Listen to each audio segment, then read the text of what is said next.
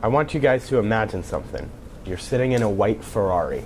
You're driving 95 miles an hour down the highway in beautiful Long Island, New York, and you think to yourself, last year I made $48 million. But really, that upset me because I was $4 million short of $1 million a week.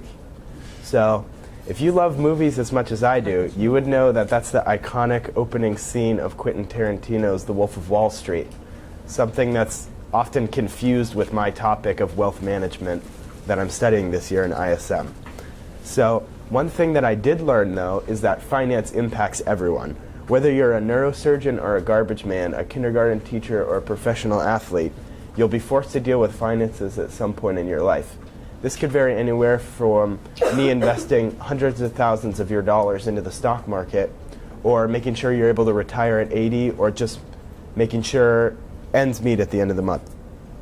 The point is, finance impacts everyone, and when deciding on a career to study for this year in ISM in a seemingly endless amount of choices, I decided I wanted to pick a career where I could have an impact on someone. Thus, finance was the perfect choice for me because it combined my passion for people with my lifelong interest in money. Hello everyone, my name is Chris Wise and I'm an 11th grader here at Frisco High School. This is my first year in the ISM program and this year I'm studying wealth management. My mission statement for this year was as follows. Throughout the Independent Study and Mentorship Program, I plan to acquire a vast amount of knowledge relating to the financial industry, as well as develop the necessary skills to succeed in a professional environment. In addition, I aim to establish a lasting relationship with my mentor, which will benefit me in both the present and the future. So I chose the career of financial advisory because of my lifelong interest in money. Whether it be in a video game, a lemonade stand, I was always interested in how you make money, how you spend money, and how you can make more of it. In addition, I feel that my personality is perfectly suited for the advisory side of finance, as I consider myself to be outgoing, ambitious, and dedicated, all of which are crucial personality traits when working in tandem with a client in order to meet their financial goals. So here at ISM, we do research in two main ways, via assessments and interviews. So assessments are secondary sources which are research-based and focus on a certain topic, whereas interviews or mentor visits are primary sources and you interact and connect with professionals, and it allows you to gain a baseline understanding on a variety of topics by doing an interview. Type of things I looked at for assessments this year were the importance of saving, capital markets, portfolio construction, and things like that. They allow you to focus in on a specialized topic, and I would meet with my mentor every week and he would give me a certain topic to study for my research assessment, and it would be either something that would come up in our next visit or something that he felt would be important in the future. And these are really important because it helps you get a leg ahead of other people who are looking for your career, because when you go into the workplace you already know what these things are.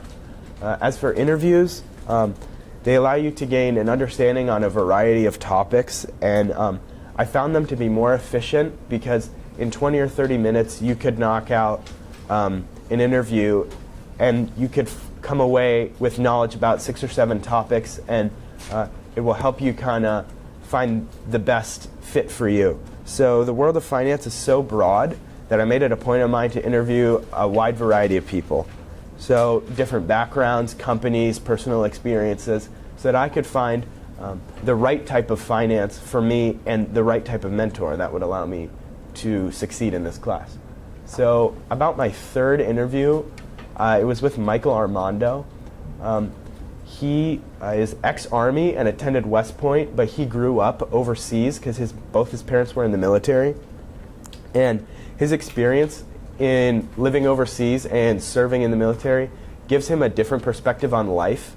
And he's truly one of the smartest people I've ever met in my life because he's so worldly with his studies of all over the country and also his leadership ability. He's a very, very impressionable man. And he's the managing director of finance at Merrill Lynch. So his love for helping others in the military carried over into his career because he wanted to be able to help someone again. So when I asked him what was his inspiration for studying this, because it's kind of a weird jump going from a general in the Army to a financial advisor, he said, in order to find your own happiness, you have to help others find it first. And I felt that quote was really compelling because it kind of talked about, with my intro, how I wanted to make an impact on other people.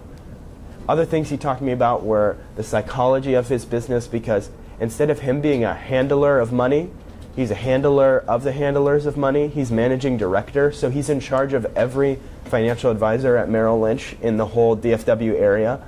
And so his job is to make sure that they're all doing right and sort of manage and delegate his roles, and how he uses his psychology that he learned in the Army, stuff like nonverbal signals and clues and stuff like that, can help you get the most out of all your clients.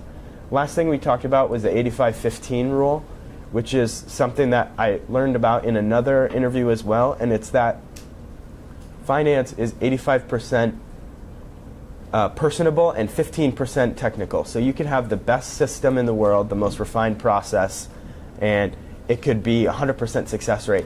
But if your personality is bad, people won't trust you, and they think you're either like snivy or you don't know what you're doing. You're going to find yourself out of work quickly. So that's really one thing that I took away from this whole experience, is that wealth management is not as much anymore about the logistics, because of technology has really made that almost obsolete. People are looking for a life coach and someone they can trust and talk about, that they can work through their issues with.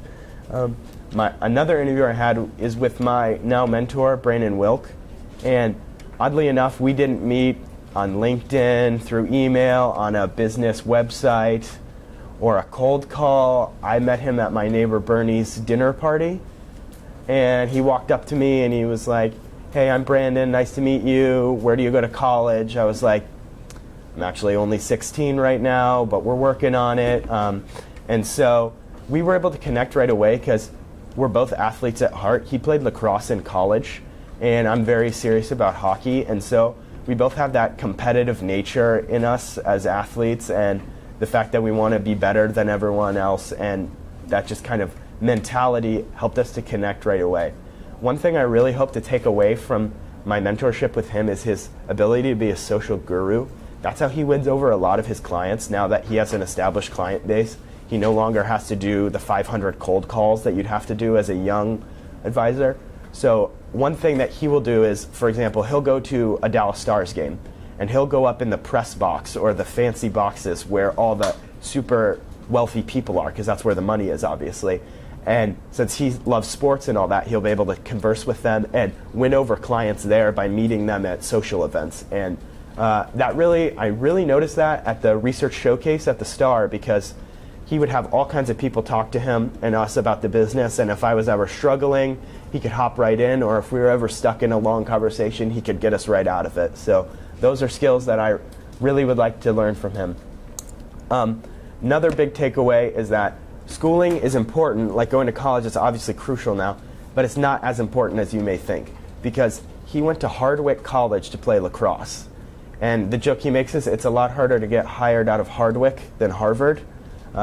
And so a lot of those kids, maybe they're snooty prep school kids, they went to Harvard, they got their fancy degree, and now they're going to go to grad school and get their MBA. So he did his 4 years at Hardwick, and then he went on Craigslist and got a job on Wall Street. And so while they were working and studying and doing all this stuff to get their master's degree, instead of paying to learn, he's getting paid to learn, and he's finishing all of his Series 6, Series 7 things that you need to be legally allowed to be an advisor. So by the time they graduate, it's awesome that you have that degree, but he got hired 4 years before all of them because he's got work experience, he's got his certifications, and he knows what he's talking about now instead of having to be taught about it. The last thing that really is going to be helpful for my mentorship with him is he's going to help me through the transitional period. He's only 25, and so he knows he remembers it was only 10 years ago. He was in high school, he went to college, and all that stuff. And I feel like that has helped us connect a lot, because if I had a 55-year-old guy he went to college in the 80s, like, it's different, and he doesn't really understand where I'm coming from. So when I go in for a mentor visit with him, One thing he really preaches to me is he wants to look at everyday life to make sure that I really like this career. Because one thing I kind of noticed with ISM in general is that, say you're studying neurosurgery and your only mentor visits are you go and witness brain surgery. That's awesome and that's a big part of your career, but that kind of sensationalizes the whole experience because that's not what you do every day. So he kind of preaches that, yeah, some days you're buying stocks and trading and making all this money, but some days you may just answer emails all day. And that's okay, but he just wants me to realize that that's how it works. And he'll give me a tour of the office or something, show me a different area of the room and what you do there, types of things you would do there. I really want to get into shadowing, but due to legal issues, I'm actually not allowed to because I guess you can witness someone like get their brain surgically repaired, but as soon as we talk about taxes, like, whoa. So we can't do shadowing, but we're working on it. But the most thing I'm most appreciative about this whole program is it actually got me an internship there this summer. So I'm going to be able to shadow there over the summer and get a lot more experience even than I am through this class. So another thing we do in our mentor visits is work on our original work. So my original work was to compare and contrast financial profiles of 9 hypothetical clients, and we would have different assets and variables in such. And the point of it was to show something that Brandon has been preaching to me the whole year. It's the importance of saving at a young age so that you're not forced to take risks and have extra money in retirement. So the constants of our thing, everyone was age 50. It was limited to our program that we used, BlackRock, but it still worked fine. And expected retirement age was 67 because that's when all the Social Security benefits start to initiate. And everyone was going to be saving $50,000 a year, and they wanted $200,000 a year in retirement. So the variables we had conservative, moderate, and aggressive risk profile, and they either had $750,000 saved, $1 million saved, or $1.25 million. And here's kind of a graph of showing like achievable spending based on your risk profile. Certain people had more saved, and as a result of their risk profile, as you can see, the people that took more risks had a potential to earn more. That's pretty obvious though. So you're probably wondering, what is a risk profile? So here's an example of aggressive, moderate, and conservative. Aggressive is mostly stocks. Moderate is, as it sounds, it's in the middle. And conservative is more specialized in bonds. So you're probably wondering what those things are. Well, guess what? I'm going to tell you. Bonds are investment strategies that seek to provide income and capital. So they're long-term investments, they're safe, and they're never going to lose their value. So if you're 85, you're going to invest in bonds because you know you're going to get a safe return from those versus investing in a new hit stock. A stock would be you buy shares in a company and you hope that they appreciate, and then you sell them for more. And then cash is, less than 3% of your thing. That's focusing on liquidity. So that could be real estate, that could be buying and selling cars, anything like that. So things we took away was how to close the gap. The first one we found is the least ideal. It's work longer. No one wants to work longer than they have to. So it obviously makes sense. Every year you work longer, it's a year you're adding to your retirement fund, not taking out of it. But the 3 ones we really wanted to preach were have more realistic goals. If you are a teacher and you're a teacher for 40 years, it's not realistic you're going to retire in Hawaii. Like, let's be honest. So you may have to have more realistic goals, or maybe you have to set that, maybe it's not 250,000, maybe it's 175. Invest differently. Excuse me. Invest differently. Obviously, if you are 50 and you just started saving now, we're going heavy in the stocks because we got to get you up there. And that the biggest one is change simple lifestyle habits. You'd be surprised how much money you could save by the time you retire if you didn't spend $500 a month at Starbucks, or whatever it is, stuff that you don't need. Maybe you bring your lunch to work every day instead of buying it from the work cafeteria or whatever. Those little prices add up in the long run over the course of 20, 30 years. So next, some keys to remember, things to take away from my original work is save early and often. By saving more and working more, you have to take less risks, and so you're going to have a safer retirement. Simple lifestyle habits lead to major financial change.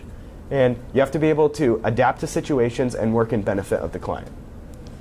So I could talk about my final product for hours, but I'm kind of running out on time here, so we're going to make it quick. Final product is a full in-depth financial profile. I kind of understood how a financial profile works from my first original work, So I'm going to do an in-depth profile as they would be a client in the database. We're going to make a Joe Smith.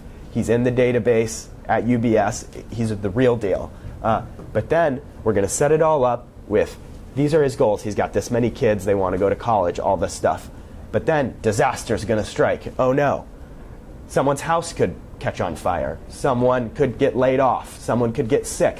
And now that's going to be a big financial hit, $50,000, $60,000, maybe if it's a house, a lot more.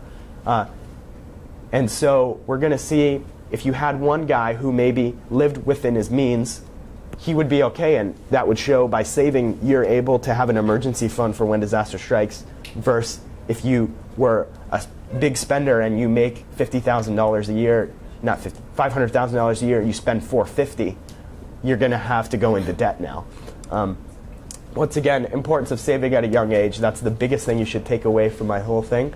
And it's going to show my attention to detail, because if I mess up one number crunch or whatever, this guy's financial life could be ruined. I know it's a hypothetical character, but you always want to work in the best interest of your product. So I'm going to leave you with some final thoughts before I go. My quote is from the great Vince Lombardi. It's, the difference between a successful person and others is not a lack of strength, not a lack of knowledge, but rather a lack of will. And so that is something I learned from both my interviews and myself. It's that it doesn't really matter where you went to college, how smart you are, or what your background is. It matters if you're willing to put in the work, and if you're willing to work to the best of your ability every day and work with like-minded people. Those are the keys to achieving success in this industry. So as I leave, I'm asking one thing. Ask yourself before you leave this class, what can I do to get better today? Thanks.